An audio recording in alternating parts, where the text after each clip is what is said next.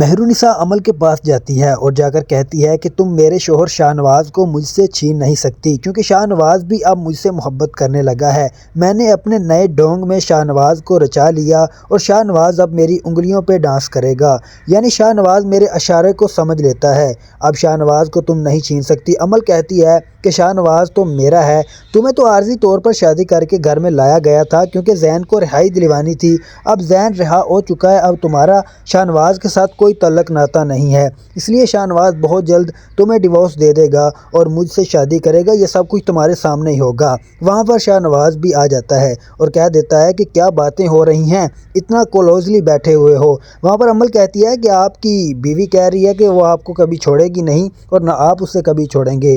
وہاں پر شاہ نواز سوچنا شروع کر دیتا ہے اور یہاں پر عمل دیکھ کر پریشان ہو جاتی ہے کہ لگ رہا ہے واقعی ہی شاہ نواز مہرونسا کو نہیں چھوڑے گا۔ شاہ نواز بھی کہہ دیتا ہے کہ اس بارے میں ابھی مجھے سوچنا ہوگا، میں ایسا کچھ نہیں کرنے والا جس سے میری بیوی کو نقصان پہنچے۔ یہاں سے پتہ چلتا ہے کہ شاہ نواز کبھی بھی مہرونسا کو چھوڑنے کے بارے میں نہیں سوچ سکتا اور مہرونسا کے سامنے عمل کو یہ بات کہہ دی کہ مجھے سوچنا پڑے گا کیونکہ میں اپنی بیوی کو کسی قسم کا نقصان نہیں پہنچانا چاہتا۔ میری ماں اگرچہ جو بھی سوچ رہی ہے مجھے بالکل فرق نہیں پڑتا، میں یہ دیکھوں گا کہ میری بیوی روئے نہ اور مجھے اس کے ہی ساتھ دینا ہوگا ہر صورت میں۔